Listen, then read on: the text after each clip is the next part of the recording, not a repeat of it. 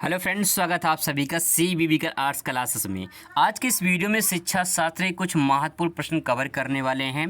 Topic हमारा है बौद्धकालीन शिक्षा। दोस्तों, मैंने पिछले वीडियो में आपको बताया था कि अगर आपको अच्छे से तैयारी करनी है तो पहले आप क्या करिए, पहले चैप्टर देखिए कि कौन सा चैप्टर इम्पॉर्टेंट है, फिर आप ये देखिए कि कौन सा टॉपिक इम्पॉर्टेंट है, किस टॉपिक से कितने सवाल बने हैं। इसके बाद थर्ड नंबर पे आप ये देखिए कि कौन सा क्वेश्चन सबसे ज़्यादा मोस्ट इम्पॉर्टेंट है जो बार बार रिपीट हुआ है। यही सही तरीका है तैयारी करने का। कम समय में अच्छा कंटेंट तैयार कर सकते हैं और अच्छा नंबर प्राप्त कर सकते हैं। आइए शुरुआत करते हैं। इम्पॉर्टेंट चैप्टर और इम्पॉर्टेंट टॉपिक और इम्पॉर्टेंट क्वेश्चन को मैं आपको यहाँ पे समझाने की कोशिश करूँगा, साथ साथ में आपको याद पूरा करवा देंगे। बस थोड़ा सा आवाज़ करने की कोशिश करेंगे। पहला दोस्तों यहाँ पे प्रश्न है जो कई बार रिपीट हुआ है और प्रश्न बौद्धकालीन शिक्षा से संबंधित है, जो कि प्रश्न यहाँ पे दे सकते हैं। बौद्धकालीन शिक्षा से क्या आशय है, इस शिक्षा व्यवस्था की मुख्य विशेषता क्या है। मैंने आपको ये भी बताया था कि क्वेश्चन जो पूछे जाते हैं वो ज़्यादातर किस टाइप के पूछे जाते हैं। जैसे ये इसका अर्थ पूछता है, या तो उसका आशय, या तो उसका तात्पर्य पूछता है, या तो परिभाषा पूछता है, या फिर दोस्तों पूछता है विशेषता, या तो कारण, या तो महत्व, या तो उसके जो है अंतर वगैरह जो है ये सब पूछता है। तो यहाँ पे देख लीजिए, आशय पूछा है और विशेषता पूछा है, ठीक है। और यहाँ फिर अथा क्वेश्चन इसी को अगले सेट में दूसरे सत्र में पूछा गया है कि बौद्धकालीन शिक्षा की व्यवस्था की विशेषताओं का वर्णन कीजिए। तो यहाँ पे विशेषताएं आपको ध्यान में रखना है कि दोनों में क्वेश्चन में क्या पूछा है, मेन विशेषता ही पूछा है। तो चलिए समझते हैं कि कैसे विशेषता को लिख सकते हैं। पहले हमें ये समझना होगा कि बौद्धकालीन शिक्षा होती क्या है, इसका क्या आशय है। सबसे पहले यहाँ पे बुद्ध के बारे में थोड़ा समझने की कोशिश करते हैं। बौद्ध धर्म की स्थापना गौतम बुद्ध ने की थी। दोस्तों आपको बता दें, 1 नंबर का सवाल यही पहले लाइन से ही बन गया। बहुविकल्पीय में आपसे सवाल पूछ लिया कि बौद्ध धर्म की स्थापना किसने की थी, तो सभी को पता होगा गौतम बुद्ध ने की थी। पहला लाइन पहले नंबर का ही सवाल हो गया कि पहला क्वेश्चन जो है यहाँ पे आपको 1 नंबर का सवाल यहाँ पे बना देता है पहला लाइन। इसके बाद दोस्तों आगे लिखा है, बौद्ध धर्म में बुद्ध ने बताया है कि संसार में दुख है, लोगों को मोक्ष प्राप्ति का प्रयत्न करना चाहिए। अब इनकी शिक्षा देखिए, शिक्षा का आशय क्या है। तो बौद्ध काल में शिक्षा क्या कहा गया है, क्या शिक्षा दी गई है। कहा है संसार जो है ये संसार दुखों से भरा पड़ा है। संसार में क्या है, तो संसार में दुख है। और उन्होंने दुख का कारण भी बताया है, दुख का कारण बताया कि अगर संसार में दुख है तो दुख का कारण भी है। यानी जो शिक्षा दिया गया है उस शिक्षा में कहा गया है कि संसार जो है, संसार में दुख है, इसलिए क्या करना चाहिए, सभी को मोक्ष प्राप्ति का प्रयत्न करना चाहिए। ये तो शिक्षा की बात हो गई।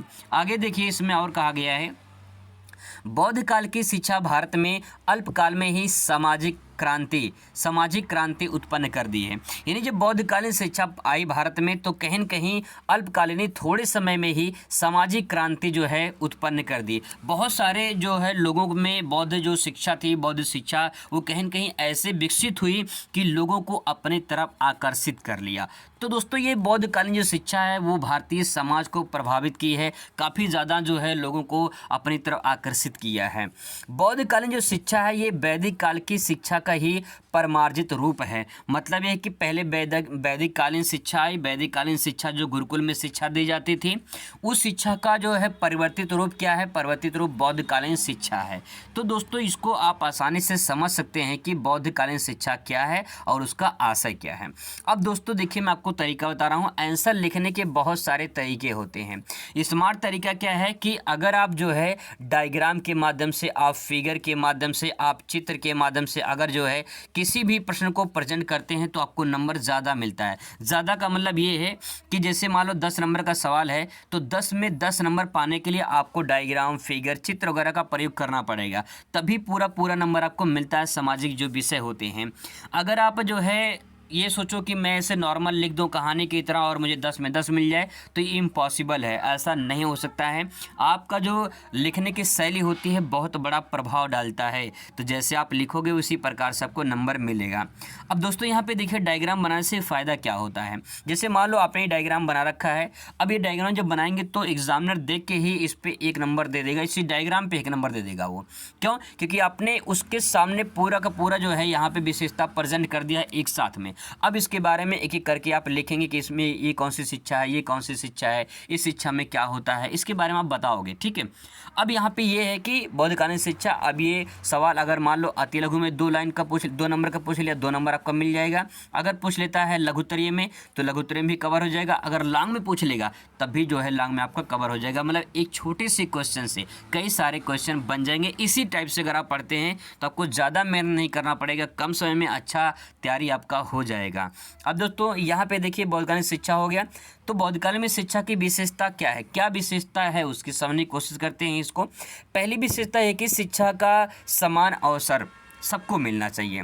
बहुत सिंपल सी बात ये है कि बौद्धकालीन शिक्षा का उद्देश्य क्या था, उसका विशेषता ये है कि सभी को समान शिक्षा मिलना चाहिए।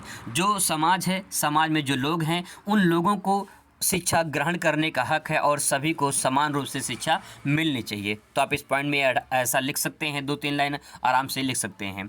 इसके बाद दोस्तों आता है दूसरा पॉइंट, गुरु शिष्य का संबंध। देखिए बौद्धकालीन शिक्षा में गुरु और शिष्य का संबंध जो है वो कहीं न कहीं वैदिक काल से जो चली आ रही थी परंपरा, उसी परंपरा को आगे बढ़ाने की एक जो है परिमार्जित किया गया है, हम लोग उसको बदलाव किया गया है। तो गुरु और जो शिष्य होते हैं उनका जो संबंध होता है वो संबंध ऐसा संबंध होना चाहिए कि कहीं न कहीं गुरु है और शिष्य शिष्य है। आज के डेट में तो गुरु से कहीं नहीं, शिष्य जो होते हैं वो तो डरते ही नहीं हैं। दूसरी बात ये है कि कहीं कि अगर मान लो गुरु कहीं डांट देता है, कहीं मार देता है तो शिष्य बाहर जो है खड़े जाते हैं मारने के लिए। तो ये जो आज की डेट की शिक्षा है वो कहीं की बहुत अलग है, कलयुग का ज़माना है। लेकिन जो बौद्धकालीन शिक्षा थी वो गुरु शिष्य में अच्छे संबंध हुआ करते थे। अगला पॉइंट दोस्तों यहाँ पे ले सकते हैं स्त्री शिक्षा। स्त्री शिक्षा में क्या ले सकते हैं, बौद्धकालीन शिक्षा में स्त्री शिक्षा को बढ़ावा दिया गया है। ऐसा पॉइंट आप यहाँ पे नोट डाउन कर सकते हैं। इसके बाद धार्मिक शिक्षा, बौद्ध धर्म का प्रचार प्रसार करने के लिए बौद्धकालीन शिक्षा का एक बहुत बड़ा योगदान होता है। तो धार्मिक शिक्षा कहीं न कहीं बौद्ध धर्म का बढ़ावा देता है। तो इसीलिए बौद्धकालीन शिक्षा है वो धार्मिक शिक्षा को प्रसारित करता है।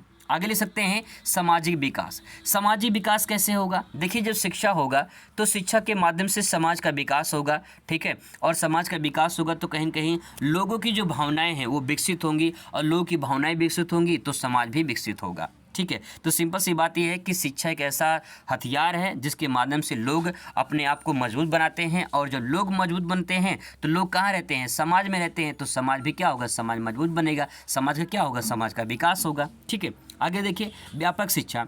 व्यापक शिक्षा का तात्पर्य होता है कि जो शिक्षा है उसके माध्यम से सर्वांगीण विकास होना, सभी को समान रूप से शिक्षा मिले।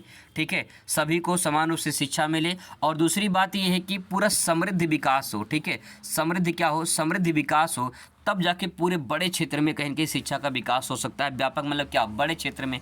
तो कहीं कहीं अगर सभी लोग समान रूप से शिक्षा ग्रहण करते हैं, समृद्ध रूप से शिक्षा ग्रहण करते हैं, समृद्ध होंगे, तो कहीं न कहीं जाहिर सी बात है बड़े क्षेत्र में शिक्षा का प्रसार जो है प्रचार प्रसार होगा। तो दोस्तों ये पॉइंट आप लिख के इसके बारे में आप 3-3 4-4 लाइन लिखेंगे तो ये मान के चलिए कम से कम 2 से 3 पेज में आराम से आपका हो जाएगा, अगर आप अच्छे कंटेंट इस प्रकार से लिखेंगे तो। आगे देखते हैं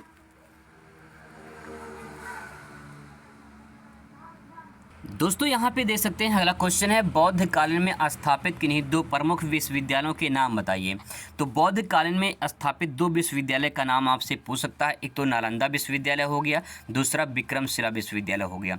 ये दोनों मोस्ट इंपॉर्टेंट है, नालंदा विश्वविद्यालय और विक्रमशिला विश्वविद्यालय बौद्ध कालीन में जो है ये स्थापित हुआ था, तो इम्पॉर्टेंट है, इसको ध्यान में रखेंगे। आगे देखते हैं दूसरा क्वेश्चन। यहाँ पे अगला क्वेश्चन है, प्रव्रज्या संस्कार जो होता है ये क्या होता है। इसके बारे में आपसे सवाल अलग से भी पूछ सकता है कि प्रव्रज्या संस्कार जो होता है वो क्या है। तो इसका अर्थ देखिए, बहुत सिंपल वर्ड मैंने लिखा है प्रव्रज्या संस्कार का। प्रव्रज्या का तात्पर्य क्या होता है, बाहर जाना। ठीक है, क्या होता है, बाहर जाना, अर्थात हम कह सकते हैं घर से बाहर होना, और बौद्ध मठ में प्रवेश करना। घर से बाहर जाना और जो है बौद्ध मठ में प्रवेश करना, यही प्रव्रज्या संस्कार कहलाता है। ठीक है, आगे यहाँ पे 2-3 लाइन और कह सकते हैं इसमें कि इसमें कहा गया है प्रव्रज्या संस्कार में एक श्लोक यानी मंत्र का उच्चारण करना होता है, जैसे बुद्धं शरणं गच्छामि धम्मं शरणं गच्छामि, संघं शरणं गच्छामि। तो दोस्तों इस प्रकार से बुद्धं शरणं गच्छामि, धम्मं शरणं गच्छामि, संघं शरणं गच्छामि, इस प्रकार से श्लोक का उच्चारण करना होता है। तो ये जो है प्रवज्या संस्कार के अंतर्गत आता है।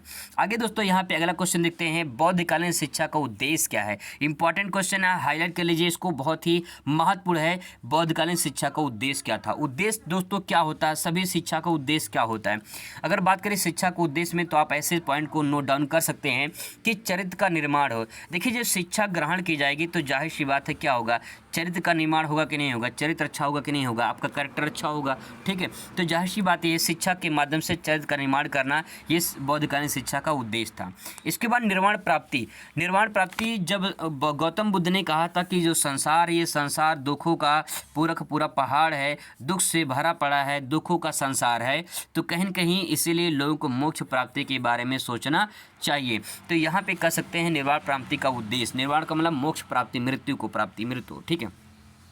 आगे सामाजिक विकास का उद्देश्य, बहुत सिंपल सी बात ये है, मान लो जो व्यक्ति शिक्षा ग्रहण कर लेता है, कोई भी व्यक्ति हो मान लेते हैं, ठीक है, वो व्यक्ति अगर शिक्षित हो जाता है, शिक्षा ग्रहण कर लेता है, तो ऐसे ही कई सारे व्यक्ति जब शिक्षा ग्रहण कर लेते हैं तो कई सारे व्यक्ति वो कहाँ रहते हैं, समाज में रहते हैं, और उन कई सारे व्यक्तियों की शिक्षा ग्रहण करने से समाज भी विकास होता है, समाज में लोग अच्छे होते हैं, समाज कहीं न कहीं आगे बढ़ता है। तो दोस्तों यहाँ पे सामाजिक विकास होगा कि नहीं होगा, बिल्कुल होगा। तो पहले शिक्षा ग्रहण करेंगे तो फिर क्या बनेगा, चरित्र निर्माण होगा। और बौद्ध काल में कहा गया है शिक्षा ग्रहण करेंगे तो आप निर्वाण की प्राप्ति के लिए समझ जाएंगे निर्वाण प्राप्ति क्यों करना चाहिए।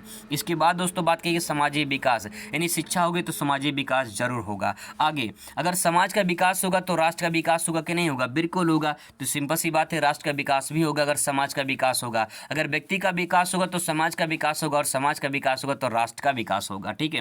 आगे दोस्तों यहाँ पे देख सकते हैं व्यक्तित्व का विकास। व्यक्तित्व का मतलब होता है कि इंसान की जो पर्सनालिटी है वो अपने में चेंज हो जाती है। कोई व्यक्ति अगर शिक्षित हो उसको देख लीजिए, ठीक है, कोई व्यक्ति शिक्षा ग्रहण किया हो, शिक्षित हो, उसको देख लीजिए, और कोई व्यक्ति अनपढ़ हो आप उससे देख लीजिए, आप दोनों में अंतर पाएंगे, अंतर्य पाएंगे कि जो शिक्षा ग्रहण किया है, जो शिक्षित व्यक्ति है उसकी व्यक्तित्व, उसकी पर्सनालिटी अलग होगी, और जो अनपढ़ व्यक्ति होगा उसकी पर्सनालिटी अलग होगी। तो कहीं कि दोस्तों ये शिक्षा का उद्देश्य है। अगर आप ऐसे याद करोगे, समझने की कोशिश करोगे तो आपको चीज़ें आसानी से समझ में आएंगी, दिक्कत नहीं होगी, आप अच्छे कंटेंट कम समय में तैयार कर सकते हैं। आई होप आपको वीडियो अच्छा लगेगा। मिलते हैं नेक्स्ट वीडियो में। Thanks for watching.